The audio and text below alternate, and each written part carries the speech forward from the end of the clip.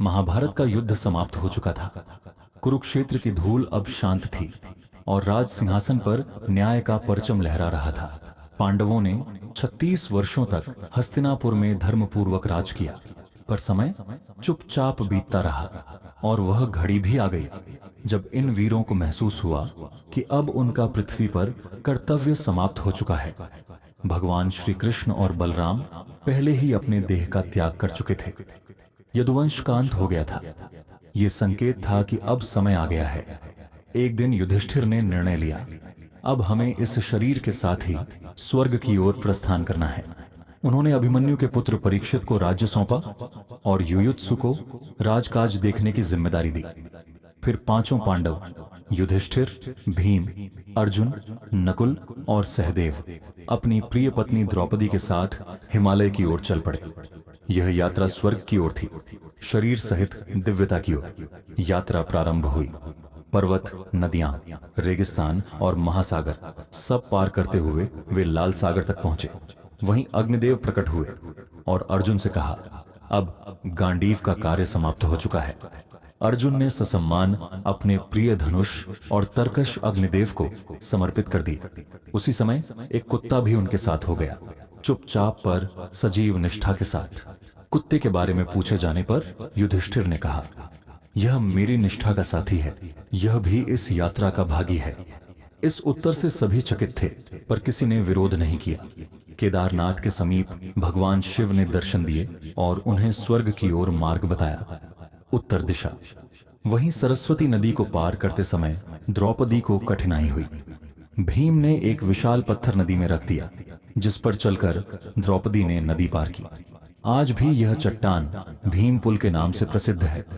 परंतु स्वर्ग की यह यात्रा इतनी सरल नहीं थी। जैसे जैसे वे आगे बढ़े, उनके मन के विकार उजागर होने लगे। सबसे पहले द्रौपदी गिर पड़ी। भीम ने युधिष्ठिर से पूछा, भाई, द्रौपदी तो हमेशा धर्म में रत रही, फिर क्यों गिरी? युधिष्ठिर ने उत्तर दिया, वह हम पांचों में सबसे अधिक प्रेम अर्जुन से करती थी। यही उसका पक्षपात था। इसी कारण वह स्वर्ग नहीं जा सकी। कुछ ही दूर चले थे कि सहदेव गिर पड़ा।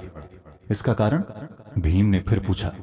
उसे अपनी विद्वत्ता पर घमंड था, वह किसी को अपने समान नहीं समझता था। युधिष्ठिर बोले। थोड़ी ही दूरी पर नकुल गिरा। युधिष्ठिर ने बताया, उसे अपने रूप पर बहुत अभिमान था। और फिर गिरा अर्जुन, महावीर, महायोद्धा अर्जुन। युधिष्ठिर बोले, उसे अपने पराक्रम पर घमंड था। उसने कहा था कि वह एक दिन में अपने सारे शत्रुओं का नाश कर देगा, पर ऐसा नहीं हुआ। यह उसका दंभ था। अब बस भीम और युधिष्ठिर बचे थे। तभी भीम भी गिर पड़ा और उसने कांपते स्वर में कहा, भाई, क्या मेरा भी अंत यही है? युधिष्ठिर शांत स्वर में बोले, तुम भोजन के प्रति अत्यधिक आसक्त थे और अपनी शक्ति का प्रदर्शन बार बार करते थे। यही तुम्हारे पतन का कारण बना। अब युधिष्ठिर अकेले बचे। साथ में था वह वफादार कुत्ता।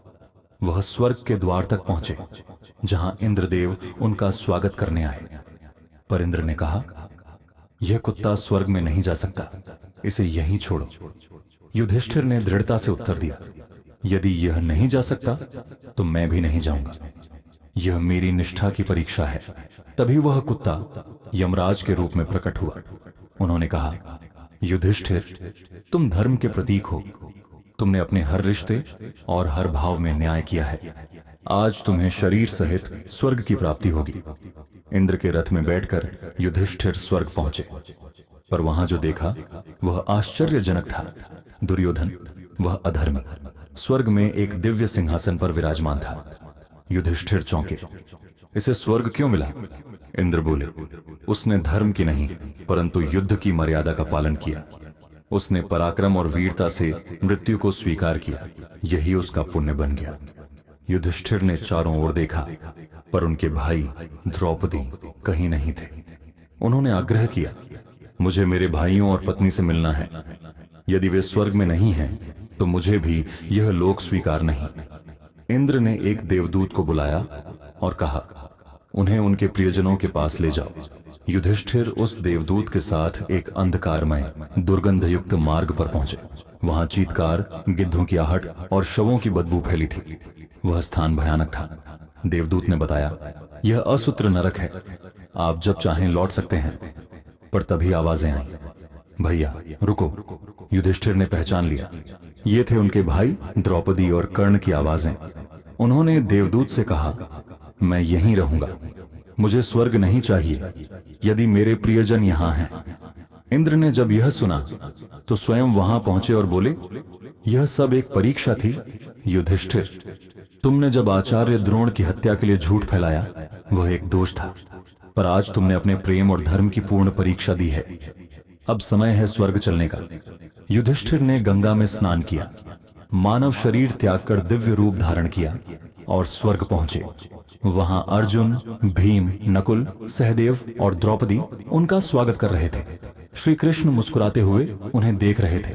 द्रौपदी देवी लक्ष्मी का अंश थी और कर्ण सूर्य के तेज से दैदीप्यमान। सब अपने अपने देव स्वरूपों में थे। एक दिव्य संगम, एक पूर्ण मुक्ति।